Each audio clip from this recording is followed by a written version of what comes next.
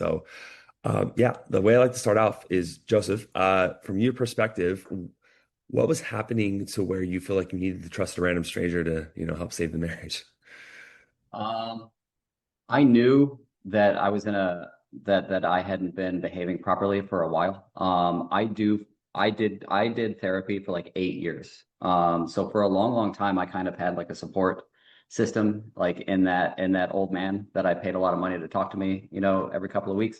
Um, and so when she was able to communicate at some point, probably 4.5, 5 months ago now, that I had been needy, that there was codependency, that sort of thing, and that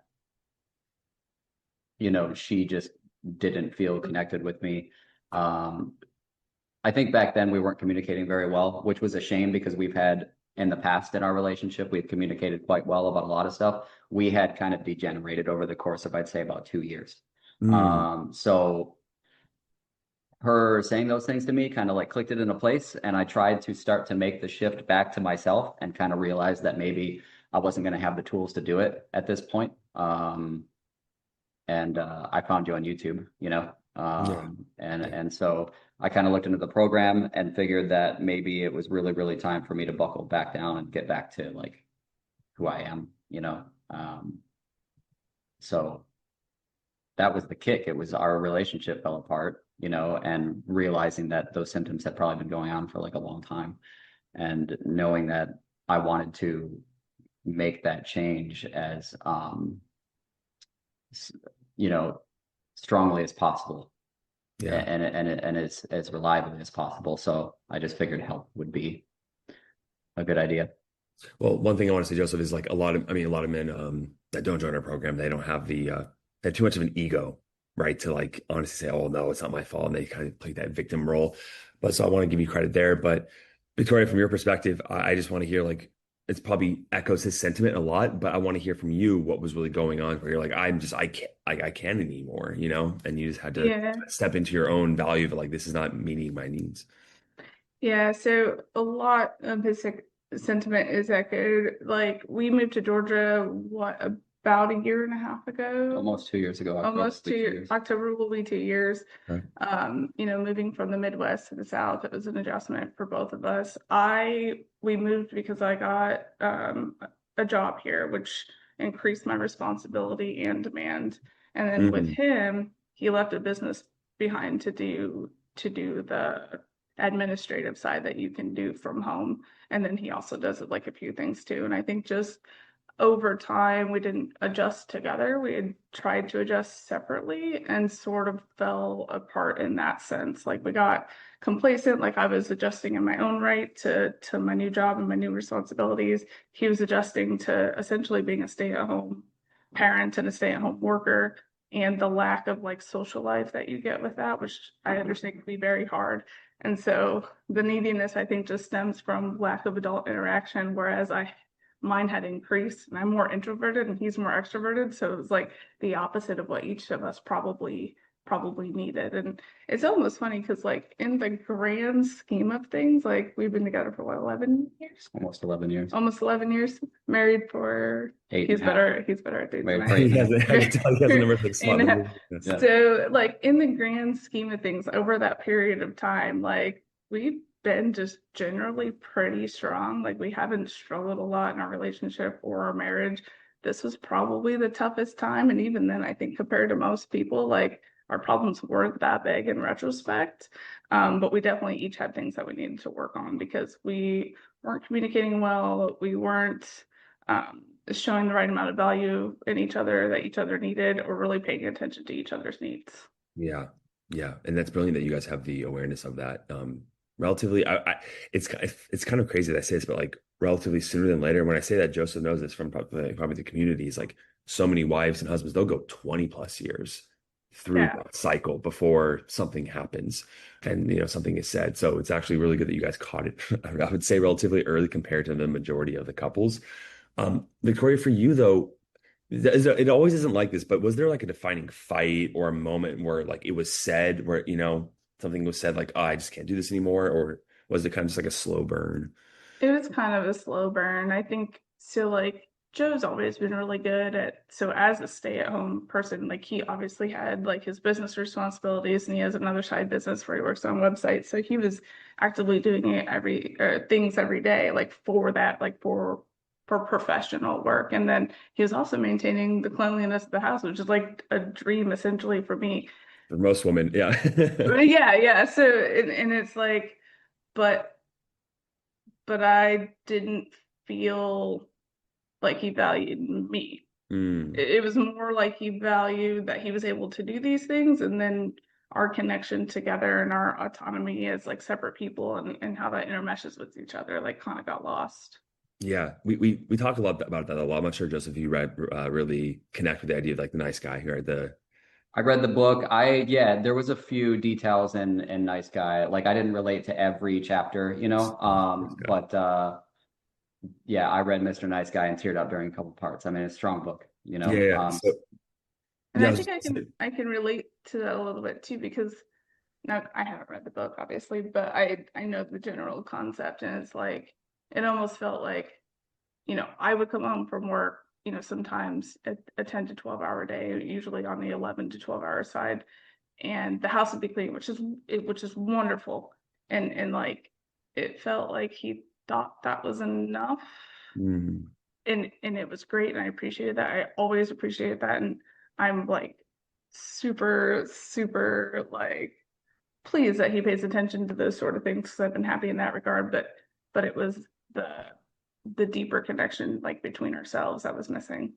yeah, yeah, yeah. The idea, right, is I'm gonna do all these things to check these boxes so that you should love me and appreciate me, versus like, most women, I can't speak for all women, but most women they would all love a clean house, of course, but what they want more Yeah, than everything in the hierarchy is like you come home and it's like I'm there with you, I'm connected to you, right. I'm present with you, right? And that's Yeah, more yeah. valuable than anything, right? And so you can't really substitute those two things. Right. And it's not all on him either, too. Like I would come home and like as an adjustment, like I was tired and I wanted to disconnect. So like I Mm. also wasn't putting effort into like ensuring that connection still stayed. So like I know this is a lot focused on like your journey and stuff, but like I had my own I'm, like, that's why you're here. Yeah. responsibility and the whole thing. So Cool. So we have a good picture of like kind of how things fell apart, if you would say that. And so now I like to kind of skip to where things are now, and then we'll kind of see what happened along the way. So where are things at right now? How long has it been since you joined the program, Joseph? I joined the program, I think early May, early to mid-May. Okay. Um, uh, and yeah, where we are now, I mean, we're full stage 5 reconciliation. I mean, um, we're operating as a couple again, and that started probably a few weeks ago. like I came I, home from a trip, yeah. and like I spent probably over the course of a month and a half, I spent about 5 weeks away from home. I have a company up in Iowa, so I had a place to go, and I took the kids away for a few weeks, and just to kind of give her some space. And then the last time I came home, I was home like 2 or 3 days, and Victoria just like did a 180 basically, and I was shocked because I was still mentally prepared to be giving her the space, providing the space. I moved upstairs as soon as I came home, but I was in a much better place at that point. Um, you know, I kind of hit that point in the program and within myself and just like flipped.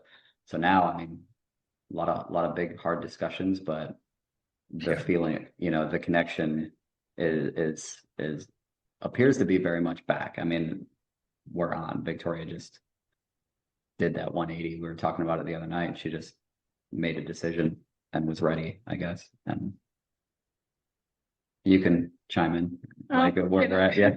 Please. no, for me, like I said, like I had my own things, that I recognize that I need to work on. Like for me, I'm an introvert. I am not a very emotional person. I have a hard time with vulnerability. I have a hard time expressing my feelings. The space apart, they were always there though in my head. It's just hard for me to get them out, I guess. But the space apart helped. We took a break. I had time to really reflect on a lot of things. And really at the end of the day, for me, it was mostly just like of anyone in the entire world. it would be Joe that I'd be like comfortable being more open with, and why am I not doing that, or why am I not expressing things like in a clearer, more vulnerable manner. And so I'm like, you know what, I'm just going to do it. And so I have, and now I'm worried that I'm going to end up being like needy because it feels so good, like for somebody, like it feels so good to like have somebody to open up to in like a deeper way like that. Well, I just want to say, Victoria, this is my philosophy. I don't know if it's controversial or not, but I think a woman should be needy in a relationship to the man. I think the woman should like put him on, not on a pedestal, but like should like adore him and like and respect and admire. I mean, Yeah. you should respect and admire each other, of course, but I think there is that kind of like, there's a book that I share a lot with the guys. It's The Way of the Superior Man by David Data, and there's a famous quote. He has this concept that how a man's purpose needs to come first in the world, right? And not his woman. And oftentimes a man, not to make this religious, but like a man will make his woman his God, his everything, right? And then she kind of loses respect for that. Whereas a woman, like, I mean, she can have a great career as well, but like I think the relationship should always come first for the woman. That's what I've seen personally over a decade, where the healthiest relationships kind of have that dynamic. So Yeah, it did kind of feel like that in some sense. Like I was on a pedestal. Oh, I in had a her lot on of a ways. pedestal. Like, And I don't necessarily like need to be on a pedestal. Like, and for me too, I do like I'm a department manager at an energy company. I have a very demanding, like successful career. And in that, I have to make a lot of decisions. I have to I'm the one that everyone turns to. So at the end of the day, like I just want to not have to do that.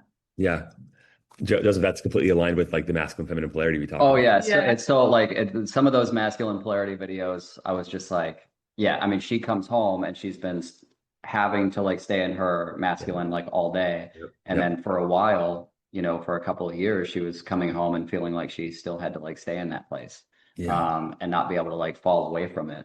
Um, yeah, I mean, that's such a huge part, I think, of like the disconnect between us and just like her not feeling great or desired, and I was like trying, in so many different ways to just try to like make her feel okay, or my emotional center was so tied to like Mm-hmm. her, Mm-hmm. like, and I would just follow, my emotions would just follow along with hers, instead of me like having my own fucking emotions, and just being stable. So that's something I feel like I didn't struggle with years ago, and then we kind of fell into this place for a while.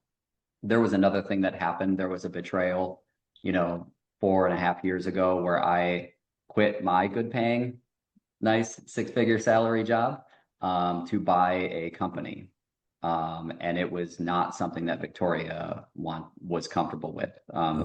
I'm much more comfortable with financial risk. I'll sleep in a box if it means that I get to like do that, so whereas Victoria is much more financially conscious. Victoria's, the type that if we had $3 million in the bank, she'd still feel financially like insecure. It's just like a thing.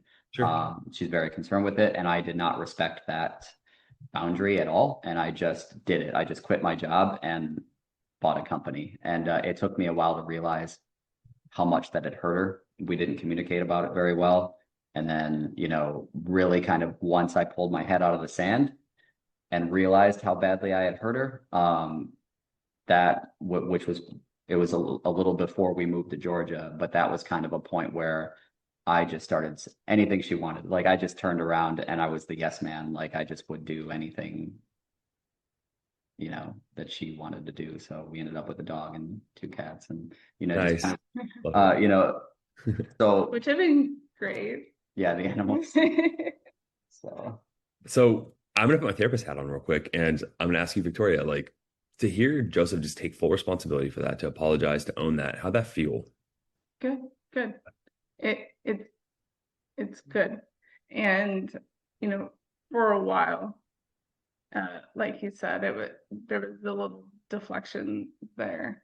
And, how could you not support, what I want?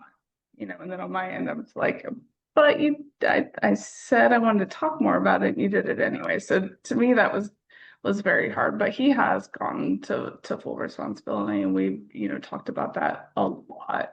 And if we had $3 million in the bank, I wouldn't feel insecure, but I would still shop deals, like yeah, we still thrift shop. I mean, yeah. we are pretty privileged people, and like we are really thrifty, and I think that helps generally. Yeah. So Victoria, Joseph said like you had this 180 after this space that he gave you. I want to know internally what was going on for you that allowed that complete shift. So for me, with this space, like what I was really aiming to do was just kind of figure out what I wanted. But like immediately when he was gone, like I missed him. Like I missed the presence. Like I've said earlier, like we had a really good relationship. And so I just took the opportunity for myself to go, hey, I have, responsibility in this too. And like there are things that I've not done well. I know that you talk a lot about yourself and you've done this like wonderful program, but like it was both of us, because not that if it's only one of you, I feel like the other can drag that out. But when it's both of you, you're kind of just selfishly focused on how much you're not feeling well, and that separates you even further. And so the space really allowed me to kind of just experience what life was like, and then also reflect on what I really wanted. And like I said, like immediately, like I miss him, and I knew that it was never going to be the end, but I felt like I needed time for me to really make that decision more concretely. Absolutely. And Yeah. I think my reflection on that is I think also I needed to be, if I would have come back from like the last trip still not stable, or started to immediately like chase you like I used to, or just like try to be, I was in a place for the first like couple of months of this, like the 4 months of turmoil that we had. I call it the period of turmoil. Yeah. If I would have showed back up and not been stable or seemingly like emotionally trustworthy, I'm not sure the 180. I mean, there was something that happened while I was gone that you had to like challenge me with, not purposely, but it was a thing that you thought, I feel like you thought that you literally said before you told me what happened is that I was going to be pissed. And I think my reaction to that was not what it would have been like 6 months ago, say. Yeah. And my reaction was actually quite calm and like understanding. And I think that right off the bat, like as soon as I came home, I imagine had some sort of like effect on her comfort level, because it was like 2 days after that you just we were just sitting there and you just like started talking. Well, I think The too, like, unloading part. Yeah. yeah. I think too, the space was just generally needed for both of us, because we had tried to like separate and take time while living in the same house still, and you were like sleeping in a different room, but he was still in my business like all the time. Like I'd come home and find notes everywhere, or he'd keep trying to talk to me, and I was like, I need space, like for real, like I need to actually take time like by myself to really figure this out and work it out, without that influence that felt the same as it did before. Yeah. And for a lot of men that don't understand when they're in that position, it's there's a fear there, obviously, like, well, if I give her space, she's gonna leave me for sure, right? Yeah. Like that idea. And they're only collapsing the possibility of them working it out, because by them actually constantly, not giving space, they're not respecting her, they're not making her feel safe. And then they're like, well, you're the thing that I'm trying to get away from now, right? Whereas space is not a thing to get away from you. It's like I want to collect my thoughts. And so I just want to say, Joseph, that you definitely understood that concept. So what I've caught from this so far, what Joseph did right was the extreme ownership, right? Overcoming the nice guy tendencies, a little bit of them, you're not putting her on a pedestal, and then giving space and really holding that space as well when you're with her. Joseph, from your perspective, is there anything else in the program that really helped this progress and this journey for you that you learned? Man, I could probably have a million thoughts if I just like scrolled through and looked at the videos, just like looked at the titles of the videos.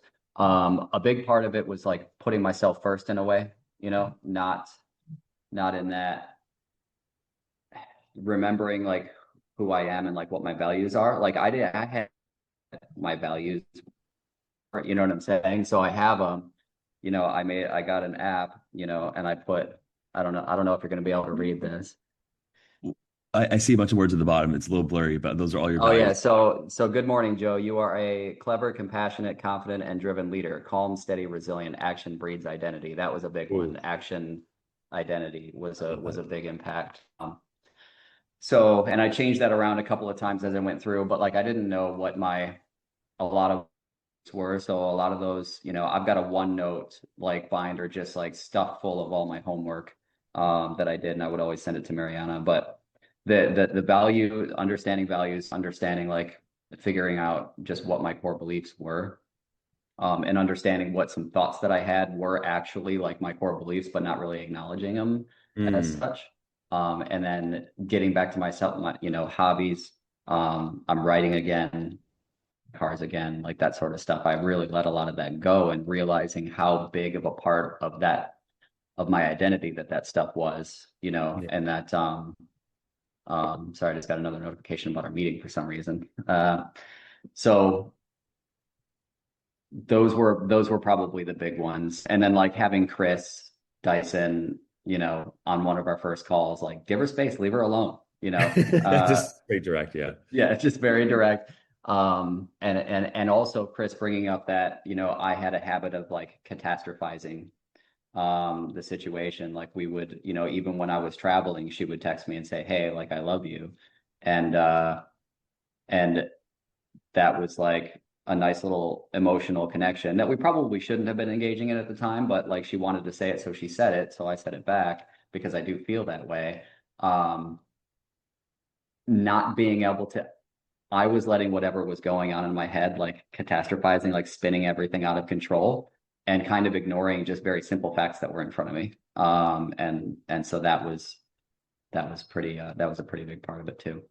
Yeah, and this is more conceptual and as a question, but just how do you feel in your body? Do you feel more centered and stable than who you are than you used to?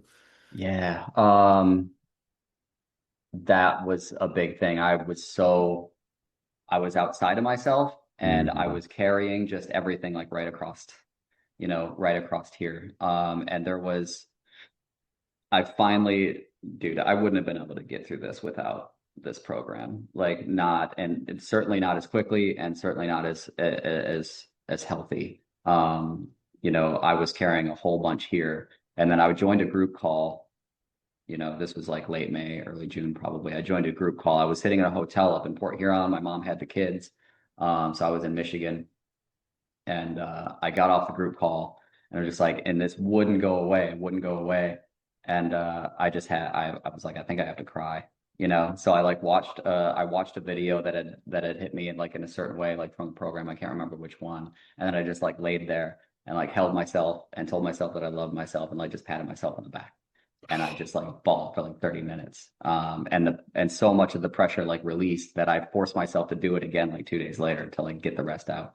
Um, but now, I mean, now I just feel like myself. Like I used to be an extremely confident, like just an undeserved amount of confidence, like wafting off of me,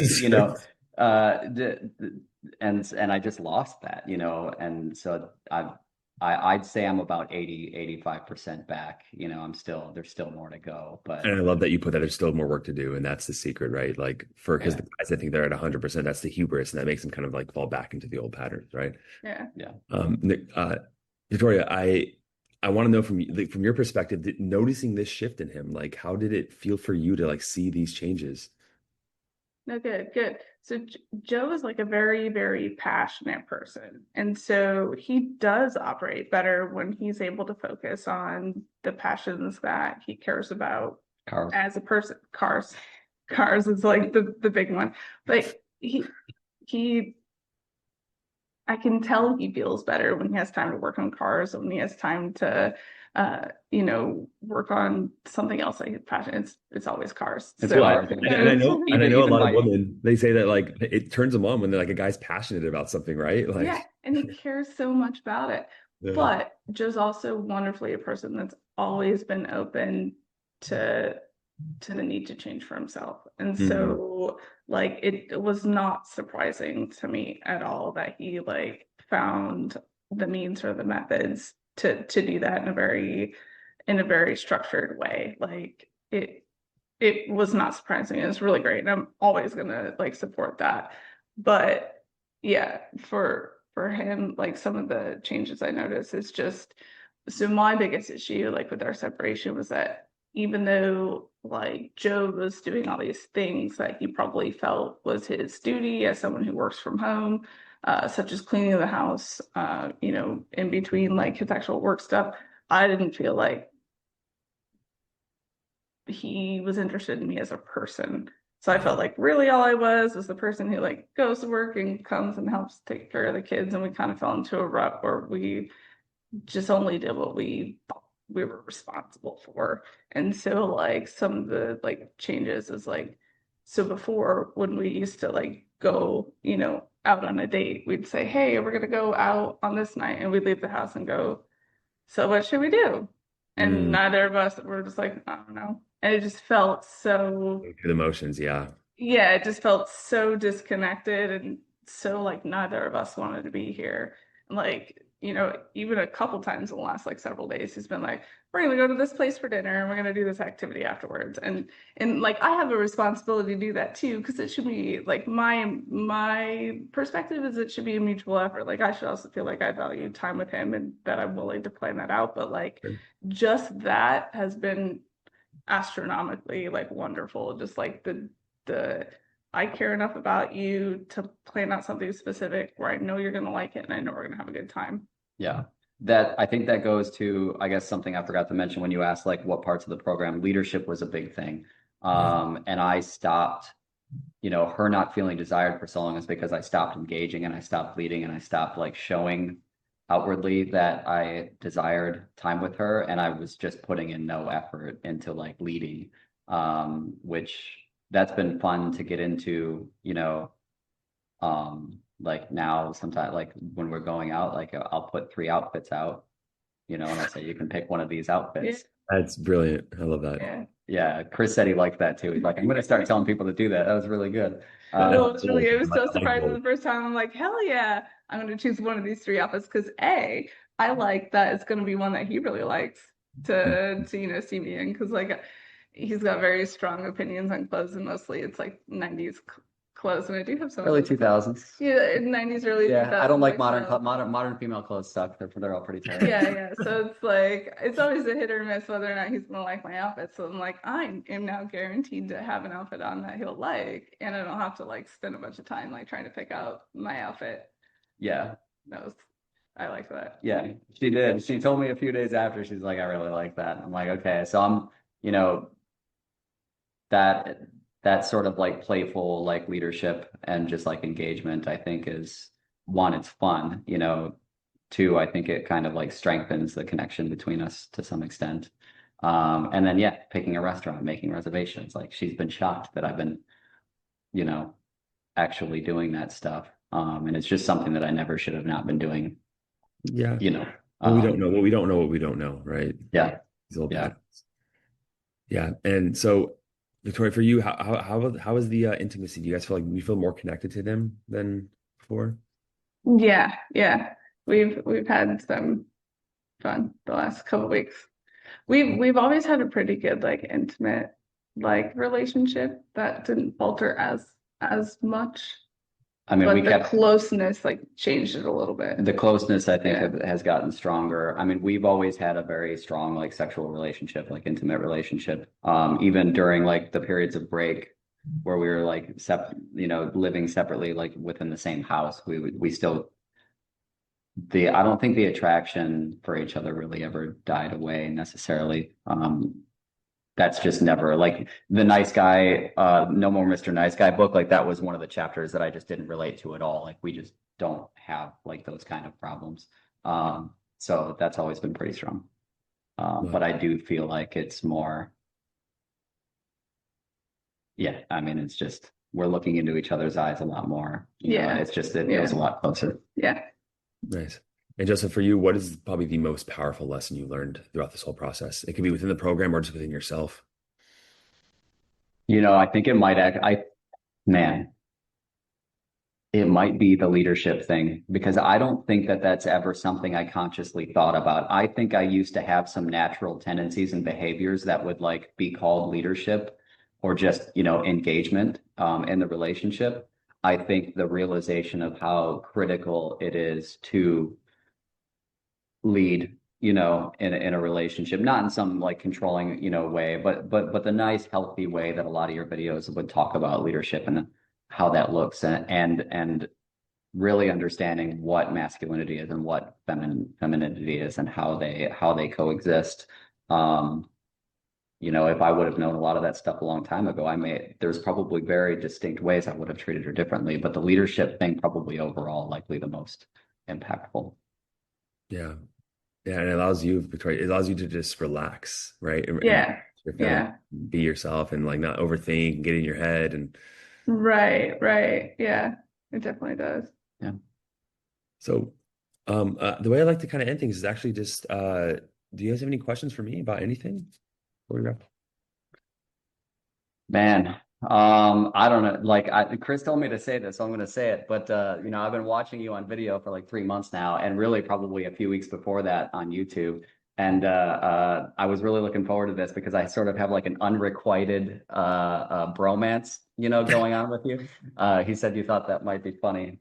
That's hilarious, actually. Yeah. But I told Victoria, it's like, for me, it's meeting a celebrity. Like I've been watching this guy for like months, over like so a lot of the videos I have just like watched over and over and over and over again. Uh, Well, yeah, I don't, if I ever come down there, I don't know many people in that state, but if I do, I'll let you Yeah, know. you'll have to let us know. please We can send me a just message. just show you where the good biscuits You, are. yeah, you guys can get And that within a day. Yeah, yeah, we can take you to a couple great restaurants. It'll be awesome. that's right. Yeah. But questions, I don't know. I guess the future. So I'm like level 7 right now. I've got 8 and 9 yet to go. So I'm still Okay. kind of going through and completing some coursework. And then her and I kind of plan to just like sit and like while we paint, just kind of like watch some videos together. And she's already watched like several of the videos with me. Um, I have to really focus on like staying in this place, and I think we both have to focus on not falling back into old patterns and like remembering these lessons. So I guess like if there's advice on that sort of thing. I do. So for the female perspective, there's a really good expert out there, Victoria. Her name is Laura Doyle, Doyle. Not as expensive Okay. as a program, Joseph. She has like cheaper options for the core stuff, but her stuff is brilliant in helping women as well. She echoes a lot of my philosophy, and we know of each other, and I highly recommend you check her out. I think she's most brilliant in the space for like helping women, Laura Doyle. Okay. Um, I'll text you the Yeah. name. I'll text it to you. I didn't want to be rude and like no, start you're, writing you're it fine. You're fine. You're fine. there. Laura Doyle. Doyle, yeah, her stuff is brilliant. But I would say, yeah, other than that, what I always tell the same guys, Joseph, is like, the pyramid. I'm not sure if you remember that pyramid when you first came into the program, like, and how retaining information, 90% of it is teaching others. So that's why I'm always like, I'm trying to tell men to stay active in the community. Still try to make a group call, help you get guys who were in your process months ago, right? Even a year ago. Some guys come in sooner if they're lucky, and just teach them the lessons that you learned along the way. And that reinforces those lessons still within yourself even further, right? So you go from that 85% to like the 90 and 95 when you're helping other men out, right? Yeah, no, I know the value of, I mean, I used to be an engineering manager and would like hire new engineers. And very, very quickly, I realized how much just repeating these things that I've known for years out kind of like keep solidifying them. So my engineers, after about a year or two of being spun up, I would have them start training the interns. Because as they would start to train the interns, it was just it was like just a self-fulfilling, cycle of knowledge, and it would really bake things in. When you're teaching somebody else how to do something, it really, really solidifies it in your head. And I think for you, or really just for anyone, it can just be so, so, so beneficial to just have someone to talk to about you and just to vent to or to bounce ideas off and like in a way that is open and transparent and is aimed at just like helping you. Yeah. And like I feel like you really thrive on that. You really thrive on like talking to someone about how you're feeling or, what you're doing or, Yeah. you know. Usually Josh. It's usually not you, Josh. One of my best friends' name is Josh. Got it, He's got it, got he's it, kind got of it. my sounding board. But yeah, no, giving back to the community is something I think I told Mariana that I really want to do, is like keep jumping on and sort of getting a little bit more involved. For a long time there, I didn't feel like I was from a position to be able to like give anybody any advice. So I just never did a lot of commenting or feedback to other guys. But I guess it might be a point now where I might be able to at least lend something Oh, to are you kidding? somebody. Are you kidding me? Yeah. I mean, a third grader I can feel teach like second you would graders. actually really, What's that, Josh? I was just sorry. saying, well, as an analogy, I was just saying like a third grader can teach a second grader third grade math, right? But like you're way farther than that. Like you've done so much, and I've listened to you in this past, 45 minutes, and I mean, there's so many lessons that you've embodied it clearly. I mean, look, you're proof of it right now, sitting here next to her. And so, yeah, I mean, I think that internal narrative of like, I don't know, I'm not sure if I can add anything. It's like, yes, you can, absolutely. Okay. I feel like you would actually be really, really good at that. A, because you approach almost anything with no judgment, and B, you're really well thought out, and C, like I think you would be very good at just like recognizing maybe the deeper problem from what's presented. Yeah, that might be true. We got I we think got might be you should true. try it. You should try it. I don't know. I think I was joking around with you the other day. Like, I might have missed my calling as like a therapist, because I am the sort where people will just, you've watched people just like start spewing their personal stuff out to me. It's just like something that happens. Yeah. So Yeah. I maybe told that's, someone the other day that like they go like, do people open up to you when you tell them that you're a therapist? And I'm like, no, they do that beforehand, because that's just like I ask questions Yeah. and I affirm a lot and I validate naturally. I always have. So I think that you have that quality in yourself, Joseph. So sweet. Well, maybe that'll be my third career then. perfect. Just keep busy. Just keep the Yeah, You thrive on being busy. I do Peter. thrive. I own two small companies, and I am just busy, all the time, and have to travel to Iowa a lot. And, I like to stay busy. And then I've got like two books in process, and I've got my little car projects in the garage. I stay, okay. yeah, Yeah. yeah, Jeez, that's amazing. Well, they always say depression can hit a moving target. So as long as you stay busy, you're not going to get sad. So yeah. this was I just feel incredibly grateful, Joseph, that you trusted me and that you went through this process and you put in the work. And yeah, I just wanted to extend my gratitude for both in Victoria, for you coming here and Yeah. to share the story and your perspective. You guys have no idea the ripple effects of how much this is going to help people and give them hope. Which, but by the way, Victoria, like I would say the one thing that stops most men from really like whether they save their marriage or not from really just becoming better men is that hope. Right. And this is why these calls are so powerful, because hearing your story, Joseph, it gives them hope. So I just want to say thank you. Yeah. Yeah, of course, man. No, thank you. I mean, the program, you know, did its job. It's still doing its job. I mean, I think it's still going to keep doing its job for me and for Victoria. And I'm just appreciative that, I found it. I was in a deep, dark, spot. At the time I was trying to do the best I could within the relationship, but I was so lost, and I just didn't know. It feels like all of those tools I used to like self-manage like my emotions, like while I was in therapy for 8 years, just disappeared. And I'm like, I'm not going to get through this. I've got to do something. So, yeah, I'm glad it was your YouTube videos I stumbled upon. I've been staring at your face for months now. So You're probably tired of it. Sorry. yeah, I need a break, Josh. Let me go. Sorry, I'm needy. All right, guys. I really appreciate it. Is there anything else you guys wanted to say before I let you guys go? I don't think so. I don't Just think so. thanks, man. We appreciate it. The gratitude goes both ways. Thank you so much both for sharing your time with me. And I really appreciate it. And Joseph, if you ever want to reach out to me, my email attached to this invite is my personal email if you have any questions or follow-ups. Okay. Thanks, man. I Thank appreciate you. that. Thank you. Bye, guys. Bye.